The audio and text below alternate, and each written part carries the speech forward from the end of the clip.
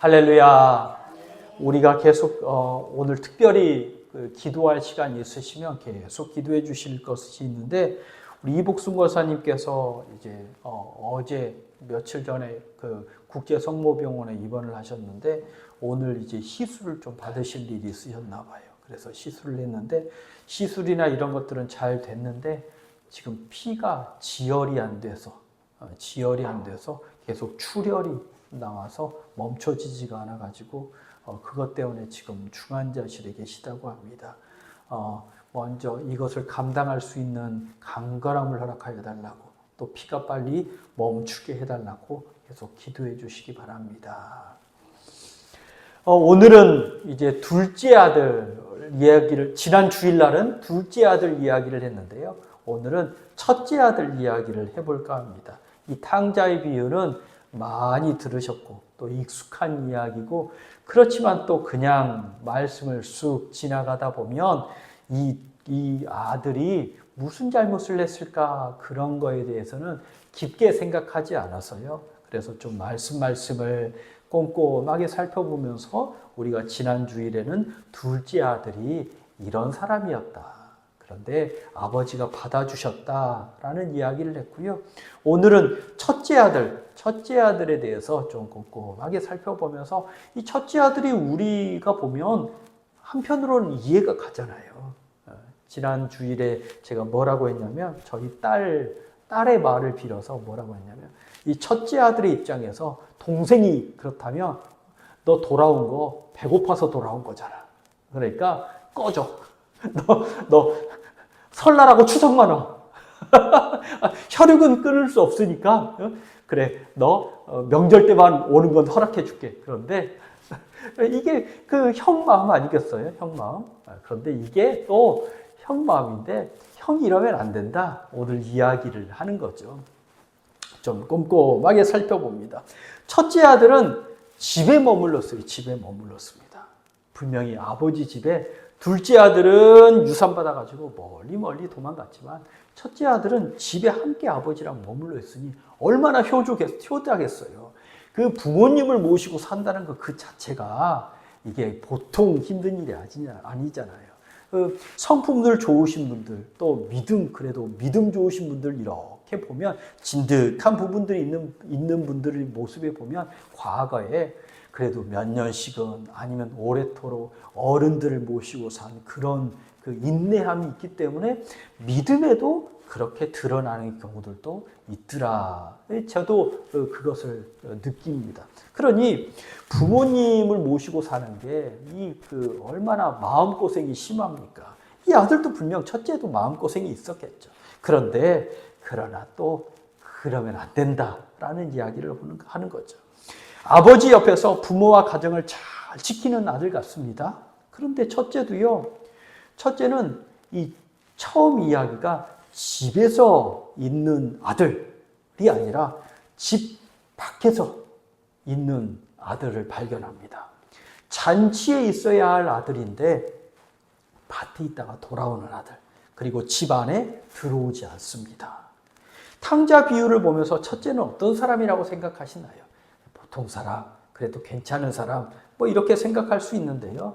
그런데 이 예수님의 말씀을 들은 그 당시의 사람들은 이 첫째 아들 이야기를 들으면, 아이쿠, 얘도 둘째만큼이나 똑같이 나쁜 놈이네? 하고 고개를 끄덕일 정도의 그런 사람이었다라는 거죠. 우리가 그 당시의 문화를 생각하면 우리가 일견 이해할 수 있습니다. 그래서 예수님이 즉각 말씀을 할 때 비유를 말씀하실 때는요, 이 사람들이 더 쉽게 알아들으라고 비유를 말씀하셨어요. 그리고 예수님의 말씀을 들은 사람들이 이 말씀을 들으면 무릎을 탁 치면서 그래, 얘도 나쁜 놈이네, 그렇게 쉽게 알아들을 수 있을 정도였다는 거죠. 우리가 시간이 이렇게 많이 지나서 그 당시 문화와 조금 달라져서 현대는 그렇지 않으니까 이 말씀이 어렵게 들리지만, 그 당시의 문화를 생각하면 얘도 나쁜 놈이네 라고 고개가 끄덕여질 수 있죠. 그래서 첫째로는요, 첫째는요, 아버지 집에 있지만 이 아버지의 품을 떠나 있는 아들입니다. 그래서 이 첫째로 이 아들이 자신이 맡겨주신 사명을 감당해야 합니다. 이 첫째가 그러지 못했다는 거죠. 고대 사회 예수님 당시 첫째는요, 아버지와 거의 똑같은 역할을 하는 사람입니다. 그러니까 아버지 아니면 아버지 다음. 우리가 얼마 전까지만 해도 우리 지금 손주들한테는 그렇게 하지 않으셨지만 우리 얼마 전까지만 해도요, 아드님들한테 이렇게 말했어요. 너 아빠 없으면 너가 이 집안의 가장이야. 그러니까 가장 역할 잘해야 돼. 잘 배워야 돼. 마음 든든히 먹어야 돼. 뭐 누구도 책임지고 이 엄마도 책임져야 돼. 그렇게 가르쳤단 말이에요. 그러면 예수님 당시에는 얼마나 더 심했겠습니까? 그런 게 더 투철하죠. 임진왜란 때 선조가 이제 일본이 쳐들어오니까 얼른 도망갔잖아요. 그때 아버지 대신에 광해군이 왕 역할을 하면서 전국 팔도 방방곡곡을 돌아다니면서 의병을 모집했잖아요. 그러면서 비록 세자지만 광해군이 세자지만 아버지가 왕이 지금 여러분을 부릅니다. 그러니까 우리 백성들이 일어나서 함께 싸워주십시오. 그러면서 전국 방방곡곡에서 의병들이 일어나서 일본을 그래도 물리칠 수 있었다라는 이야기를 하죠. 세자이지만 아버지 대신 왕의 권한을 가지고 전국 방방곡곡을 돌아다니면서 그리고 사람들에게 호소하니 이게 세자의 말이지만 왕의 말로 받아들였던 거죠. 야곱의 아들들이 요셉을 시기해서 죽이려고 했습니다. 그때 첫째가 누구였냐면 르우벤이었습니다. 다른 형들도 다 그냥 요셉을 시기하고 죽이려고 했고 르우벤도 마음은 편하지 않았을 거예요. 그런데 르우벤이 뭐라고 하냐면 다른 형들이 다 다른 동생들이죠. 르우벤에는 동생들이죠. 동생들이 다 요셉을 죽이려고 할 때 이 형은 뭐라고 하냐면 야, 생명을 해치지 말자. 생명을 해치지 말자. 아버지가 얼마나 산심하겠느냐. 생명을 해치지 말자. 그리고 구덩이에 잠깐 넣어놓자. 정신 차리게. 그리고는 르우벤이 잠깐 자리를 떠나서 갔다 왔는데 글쎄 이 형들이 낼름 르우벤을 요셉을 딱 건져내가지고 종으로 팔아먹었잖아요. 그리고 나서는 장자 르우벤이 와서는 요셉이 없는 걸 보고는 가슴을 찢으면서 옷을 찢으면서 자신의 통에 잡고 가슴이 찢어진다는 얘기죠. 찢으면서 내가 이제 어떻게 할까 하면서 가슴을 치고 통곡을 합니다. 이게 뭐냐면 장자의 역할을 한 거죠.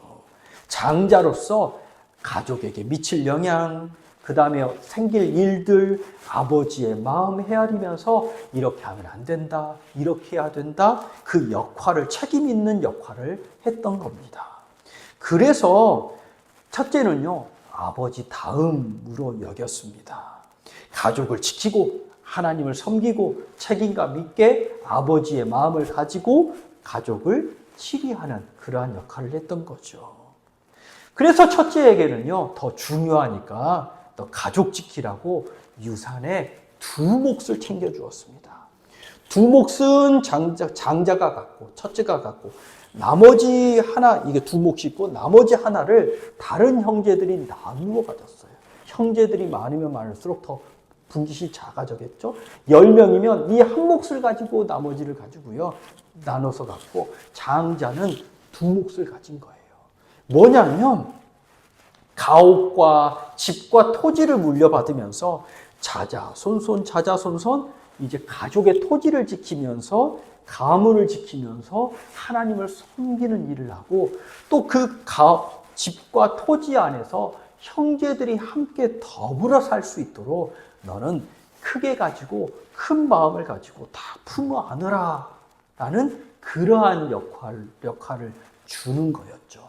그러니까 지금도 우리 어르신들 있잖아요. 큰형 하면은 다 퍼줍니다. 퍼주죠, 그냥. 퍼주기 바빠요. 그런데 참 야속한 건 둘째, 셋째, 넷째, 다섯째는 가져갈 때는 잘 가져가면서 형이 뭘 해줬냐고 섭섭한 말도 가끔 하고, 그런데도 그 섭섭한 말을 들으면서도 큰형은 퍼주고 그런 그 장자의 마음이 남아있는 거죠. 첫째의 마음이 남아있습니다. 예수님의 이야기에서도 첫째는요, 이런 역할을 하는 첫째였습니다. 아버지 다음이고 아버지였습니다. 자, 비유로 돌아와서 멀쩡히 살아계신 아버지에게 둘째가 유산을 달라고 합니다. 황당한 일이잖아요. 아버지 죽으라는 말하고 똑같다고 지난 시간에 말씀드렸죠.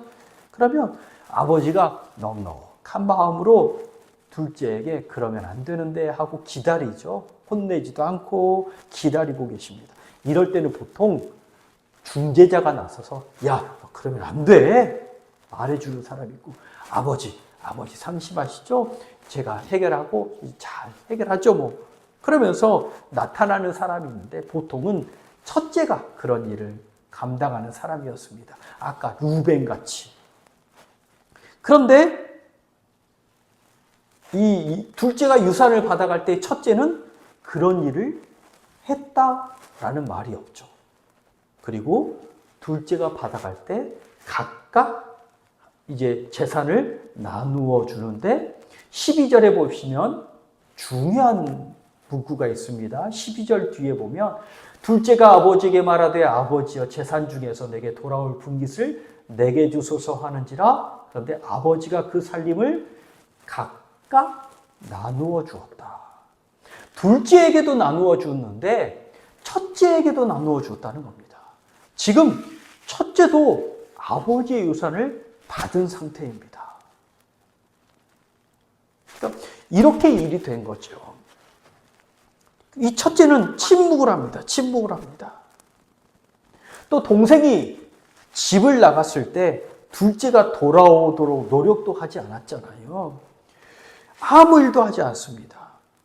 예수님의 말을 이제 30절을 보면 첫째가요, 뭐라고 하냐면 아버지의 살림을 창녀들과 함께 삼켜버린 이 아들, 둘째가 재산 바꿔가지고 나가서 창녀하고 이제 몸을 섞으면서 방탕한 생활을 했다는 소식도 이미 알고 있는 상태입니다. 그런데도 이 첫째는요, 나가서 너 그러면 안 돼 하고 둘째를 데리고 돌아올 생각도 하지 않습니다. 그냥 지복이려니, 그냥 저러다가 죽겠거니 하고 놔둬버립니다. 이 예수님의 말씀을 들은 사람들은요, 그 당시의 사람들은 아이쿠, 첫째가 자기 일을 하지 않았네, 자기 맡은 일을 하지 않았네, 첫째답지가 않네 라고 생각을 하는 거죠. 아버지하고도 관계가 원활하지 않죠. 뒤에 설명을 하겠지만 12절을 보면, 다시 한번 보면 아버지가 그 살림을 각각 나누어 주죠. 아버지에게 반항해서, 둘째가 아버지에게 반항해서 유산 받아갈 때도 첫째는요, 가만히 입을 침묵하면서 그 유산을 받습니다. 아버지 안 돼요. 아버지가 돌아가신 후에 어차피 내 몫이잖아요. 이렇게 말하지 않고요, 둘째가 받아갈 때 나는 입을, 이게 무슨 마음이죠? 좀 이렇게 나쁘게 설명을 하면, 에휴, 아버지가 당해도 싸죠. 둘째가 괜히 하는 얘기가 아니에요. 둘째가 나쁜 놈이긴 해도 둘째 하는 말이 맞아요. 동조하는 거잖아요. 침묵한다는 건. 이 틈에 나도 유산 미리 받으면 되겠네. 그런데 아버지가 빨리 없어야 이 답답한 삶을 나도 끝낼 수가 있는데, 둘째가 이 일을 다 잘 해결해 주네. 둘째 덕분에 나는 손 대지 않고 코 풀 수가 있네. 뭐 이런 심보이지 않았을까요? 아니었으면 첫째가 아버지 안 돼요. 아버지 어차피 아버지께 내 건데 그냥 그때 이제 아버지가 돌아나가신 후에 해결할 테니까 아버지 그때는 하고요. 둘째 거는 주시고 아니면 둘째를 해결하고 뭐 이런 등등 이야기를 하지 않겠습니까? 그런데 둘째가 그렇게 할 때 침묵을 합니다. 침묵은 둘째하고 동조한다라는 이야기잖아요. 둘째하고 마음을 같이 한다라는 이야기잖아요. 그래서 둘째도 탕자지만 첫째도 탕자라고 말하는 겁니다. 첫째도 아버지가 없으면 좋겠네. 아버지 빨리 벗어나면 좋겠네. 그래서 오늘 이 첫째는요, 집 안에 있는 것이 아니라 계속 집 밖에만 있고요. 집 안에 들어왔는지, 집 안에 들어오지 않았는지는 모르지만 이 이야기 안에서는요, 예수님 말씀 안에서는 계속 집 밖에만 있습니다. 그래서 이 말씀을 통해서 우리가 깨달아야 되는 건 하나님이 우리에게 맡겨주신 사명, 하나님이 맡겨주신 나에게 주신 역할, 또 우리 가정에서의 역할, 교회에서의 역할을 잘 기쁨으로 알고 감당해야 할 줄 깨달으시기 바랍니다. 우리가 기도의 손을 든 사람들이잖아요. 기도의 손을 든 사람들입니다. 그러니 교회와 가정에서 가정을 위해서 기도해야 하죠. 복을 빌기를 위해서 기도해야 하고 복이 넘치기를 위해서 기도해야 하고 샬롬이 넘치기를 위해서 기도해야 하고 시험에 빠진 둘째와 같은 사람이 있으면 그 마음이 바꿔지기를 위해서 기도해야 하고요. 그렇게 하나님의 마음으로 이제 그 역할을 기도에 손을 든 사람답게 기도의 입술로 복을 빌어주는 역할을 해야 하는 줄 깨달으시고 충만하고 내가 아버지 마음을 잘 깨닫고 그리고 말씀 순종하면서 그리고 다른 이들에게 하나님의 말씀은 이런 거야. 둘째야 그러면 안 돼 라고 복스럽게 가르쳐 줄 수 있는 우리 이와의 복덩이들이 되시기를 간절히 축복합니다. 또 오늘 말씀은요. 아버지 집에 살면서 아버지의 마음을 알고 복되게 살아야 합니다. 아버지 마음을 알고요. 제가 계속 강조한 이야기가 뭐죠? 지금 첫째는 아버지 집에서 살고 있는 것 같지만 오늘 예수님 말씀 안에서는요. 이 첫째가 아버지 집에 없어요. 계속 밖에 있어요. 밖에 있어요. 첫째 아들은 원래 잔치의 주인입니다. 잔치의 주인. 아버지가 잔치를 베풀었으니까 첫째 아들도 와서요. 첫째 아들도 와서 아버지 옆에서 이제 손님들 맞아드리고 또 물건도 이제 잔치상에 음식도 떨어지지 않았나 살펴보고 또 사람들의 부족한 것도 채워주고 종들도 함께 부리면서 잔치를 원활하게 만들어주는 잔치의 호스트입니다. 예를 들어서 집안에 결혼식이 있으세요. 그럼 결혼식 가시면 우리 부모님이 예쁘게 차려입고 이제 앞에서 인사하시죠. 그러면서 뭐라고 해요? 이제 둘째가 결혼을 하면 혹시 이제 뭐 하지만 둘째가 결혼식을 했다. 그러면 첫째도 옆에다 세워놓고 저희 첫째 아들이에요.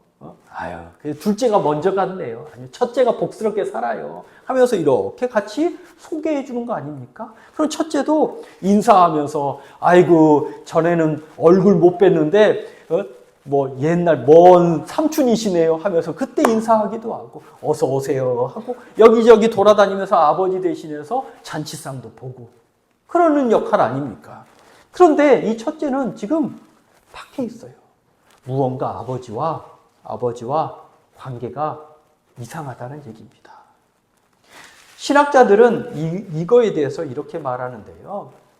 첫째가 있었으면 잔치가 원활하게 진행되지 않았기 때문에 아버지가 이제 잔치를 먼저 벌려놓고 첫째를 불러서 왜냐하면 잔치를 준비하는 처음부터 시끄럽게 싸우면 큰 소리가 나면 잔치가 망가지니까 그래서 이제 잔치를 먼저 베풀어 놓고 첫째를 불러서 잘 다독인 다음에 역할을 감당하게 하려고 하는 거였다라고 이렇게 말을 합니다. 그러니까 이 첫째의 마음에는 둘째도 마음에 안 들었고 아버지도 마음에 안 들었던 거예요. 아버지도 마음에 안 들었다. 첫째의 말을 보십시오. 29절, 30절 말씀해 보십시오. 29절, 30절 말씀. 나쁜 말이니까 제가 읽을게요.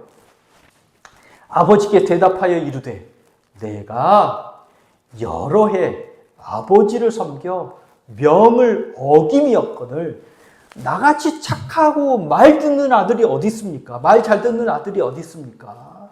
나 한 번도 아버지 명 안 어겼습니다.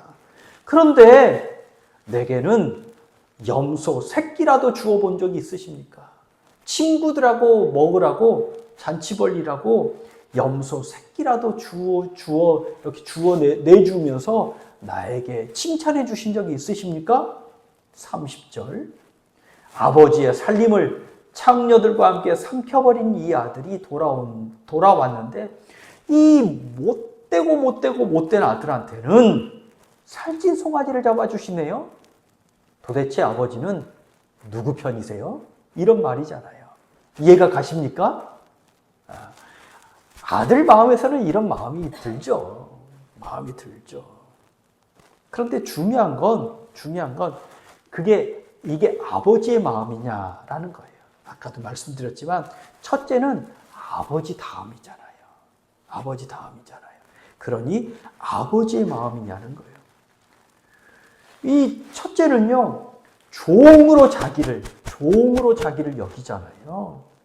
아들인데 종으로 여기니 얼마나 불쌍합니까? 그리고 열심히 일하고 아버지 말 잘 듣는 자기보다 탕자를 더 사랑한다고 생각하니 아버지가 아버지의 마음을 모르는 거고 편애한다고 하니, 그러니 이 아버지의 사랑을 이해하지 못하고 또 나만 아버지 사랑과 인정을 받아야 된다라고 생각하는 첫째의 오해인 거죠. 아버지가 뭐라고 합니까? 31절에 야, 너는 항상 나와 함께 있으니 내 것이 다 너 거야. 지난주에도 주일에도 말씀드렸고 오늘도 말씀드렸지만 이미 소유권은 아들한테 넘어갔어요.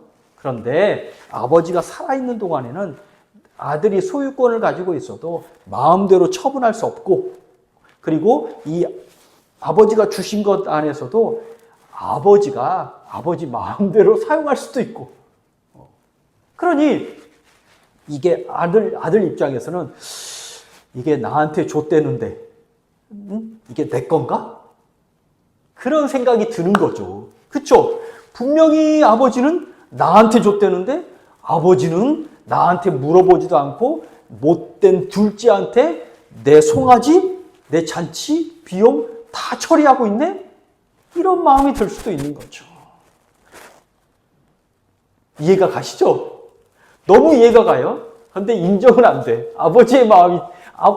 아버지의 마음으로 이렇게 하니까 그 아버지가 좀 섭섭하긴 해. 저도 한편으로 마찬가지예요.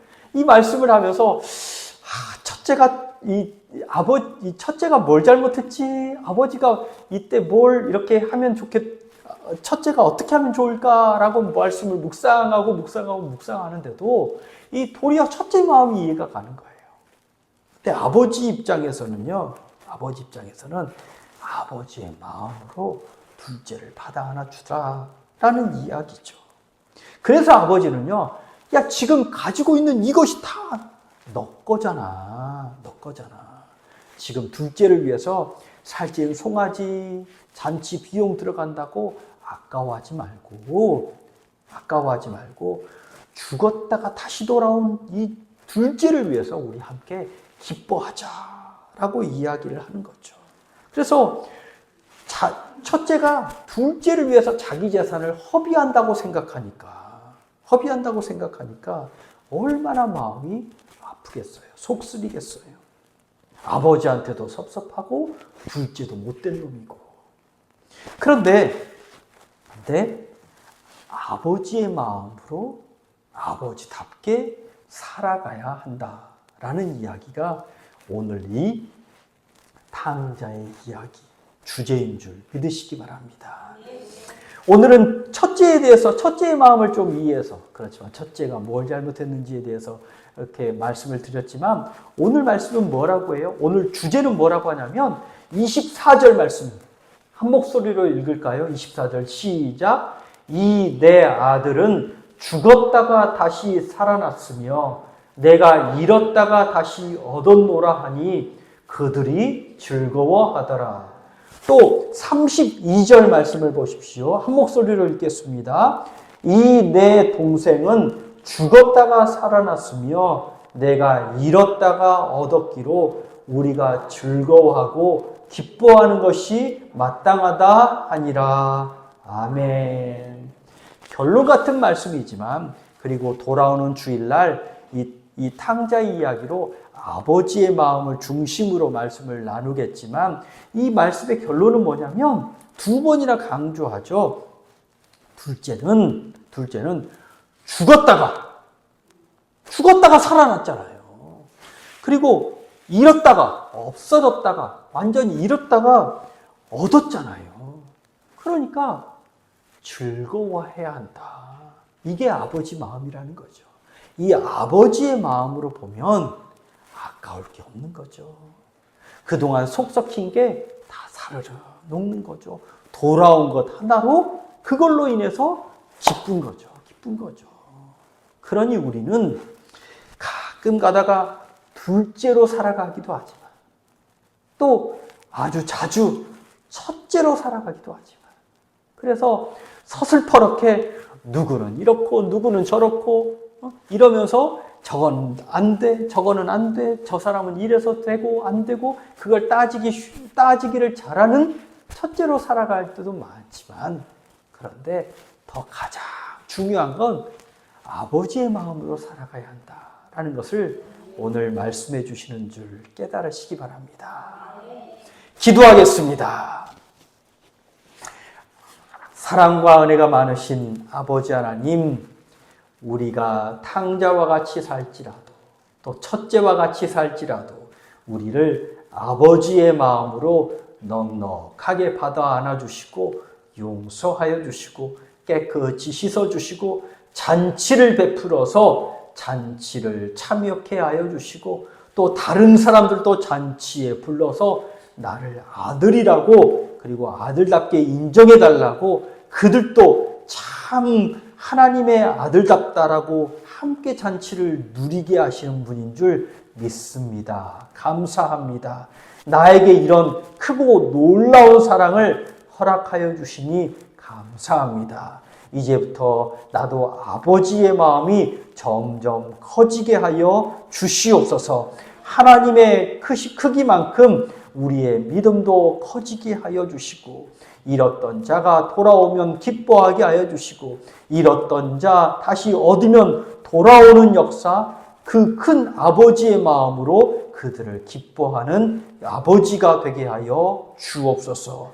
예수 그리스도 이름으로 기도하옵나이다. 아멘.